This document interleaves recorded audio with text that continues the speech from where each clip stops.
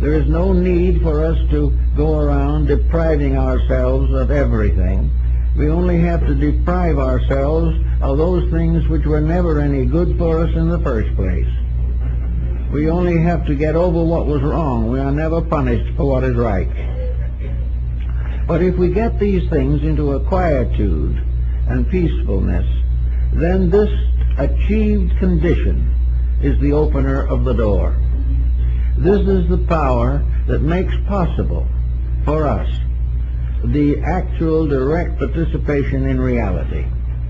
It is that power which comes to us when we do not interfere or condition that power, when we keep it and keep its principles in integrity and in right.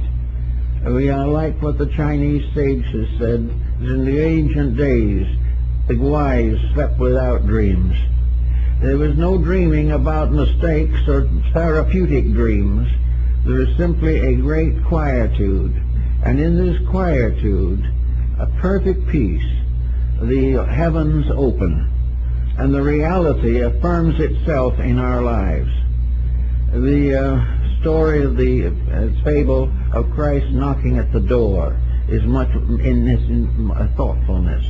That which is real knocks at the door when we listen, but when we do all the talking ourselves, we cannot hear the gentle voice of truth or note the gentle knocking on the door.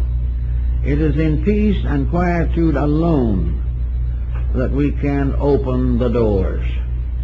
To open the doors means that we make ourselves receptive to a higher level of consciousness. We make ourselves receptive to the experiences of the inner life. We have a victory of soul over circumstance. We have a victory of reality in ourselves over the errors and illusions of daily living. As a result, we are in peace. We are quiet. Now, in the old initiation rites, we were usually subject to very serious tragedies. In the ancient mystery rituals, the candidate was given very firm and terrible tests. There were even degrees in which his life itself might be hazarded, unless he was right. And in all these things, he had to fulfill the great tests of life. He had to recapitulate his own existence and go through a series of harrowing circumstances which would result finally in his attainment of oneness with the inner consciousness. Well, maybe today we're still taking the same rituals. We don't call them rituals anymore. We call them mistakes of other people or inabilities of governors to govern, inability of the governed to govern himself. All these things we now call blames. Probably they are actually tests, experiences which will never cease until we stop making the mistakes that cause the trouble. There will never be a time when social legislation can prevent the individual from making a mistake. And we can never have perfect leadership until we have an intelligent following. There must be dedicated followers and enlightened leaders. And in every case, the enlightenment means self-victory, the victory of the inner life over the outer circumstances, the outer temptations, the outer beliefs, the outer circumstances which lead to trouble. So the Buddhists and the Zen people, for instance, have a very quiet method of meditation. They sit quietly and they simply allow not a blank to set in. The idea is not to make the mind a blank. The idea is to make the mind a gentle disciple, at the kneeling or seated at the foot of the reality within. The human becomes the chela of the divine, becomes the disciple of that which must always be the leader. And various ways these revelations come to people. Sometimes they may come in an occasional dream, which is a vision, or a real spiritual experience, which is comparatively rare. But all spiritual experiences must be doubted if the individual who has them has not conquered the common mistakes of himself. Anyone who believes an extrasensory experience, who is still incapable of the direct control of his own life constructively, must be afraid of imposture. And any organization that promises the individual that he can become great without becoming good is also a very dubious organization. There can be no rising upward into the higher levels of consciousness except through a kind of meditative discipline. And what is meditation in this case? It is not sitting in a corner somewhere with your eyes closed and your fists clenched tightly. Meditation in this case is the quiet recognition, realization of the values of life as they have been presented to us in daily experience. Meditation helps to bring us a new way of being useful, a new way of solving or helping to solve problems around us. Now we can say with all meditation practices that nobody can solve anybody else's problems. This is true.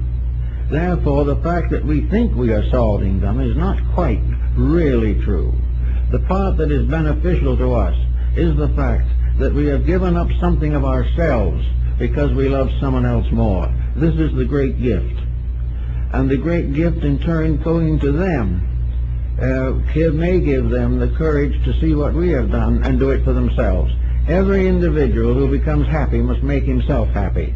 There is no possible way of other people making anyone really happy.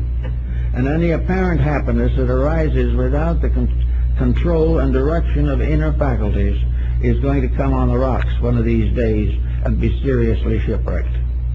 All these things are part of a large plan, a large purpose, a divine way of things. And in our quietude, in the small voice, the voice of the silence will speak.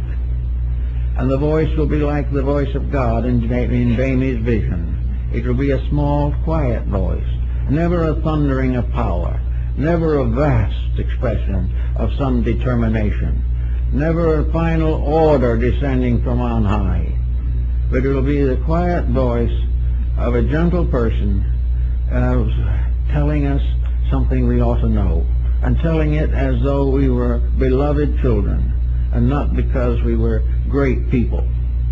The recognition of these experiences comes often in various small ways. I know, for instance, one case in which an individual was very fond of a garden. They loved to plant flowers and things of that nature, and they always loved flowers. It was a very kindly relationship. It was a beautiful, quiet relationship, and one day this person, while looking at one of the flowers that was particularly beautiful, had something happen. Suddenly, this flower seemed to speak. It didn't say anything, but it seemed to speak, and suddenly the law of that flower burst into the mind of this very kindly gardener. The law of the flower became a symbol of the whole unfolding of the cosmos. The flower became an infinite symbol of an infinite purpose. And it is. It is a part of a great and infinite purpose. But most of those who look at the flower don't see it that way. But this person saw it that way. Saw the flower as suddenly bursting forth into a perfect symbolism of the universe. It was there all the time, but at that moment the reality in the individual picked it up and brought it out. The message came from something beyond the mind, something beyond the emotions, but an infinite impression of reality, which meant that the person had for a moment's contact with one of these levels of higher insight. Plotinus, the Neoplatonist, said that in his lifetime, that only on 2 occasions had he been lifted up into the presence of reality, and that for only a few seconds. But that became the most powerful experience of life, and all of life from then on was never the same as it had been before. The same might be said true of Luther Burbank with his love of flowers and plants. Here's a man who was able, very obviously to influence flowers and plants. I saw him one afternoon and we talked about these things, and he said that he could talk with the plants, and the plants answered him. And when he said he wanted them to do something, they did it. So several big universities sent classes and students and so forth to see how Mr. Burbank was taking the spines off of cactus so they could be used in the desert to feed cattle. And they did exactly what he did and got nowhere. And he explained that the reason they didn't get the result was because they hadn't talked to the flowers and plants. They hadn't told those plants what he wanted them to do, what they should do, and how they could help by doing it. But if you talk with them and understand them, even in silence, you commune with them, not as little things with a root, but as reality, and wound up in a magnificent little mystery, that they obey. And he told me, he said, the only person I ever had that was able to do it was an old Chinese gardener. He said, this gardener watched me and listened, and from that time on he always talked to the plants, and they did what he wanted them to also. He said, you've got to understand life. Life is not you and nothing, or you and something that doesn't mean anything. And all the flowers and birds and animals and creatures of the universe are real. And to each level of man's thinking, some form of life becomes immediately instructive. And by accepting the instruction, a great new dimension of consciousness is achieved. This is the only way reality can be proven. It can't be proven in laboratories. It can't be proven in anything except all of nature. The very planet and everything that is on it bears absolute and eternal witness to reality.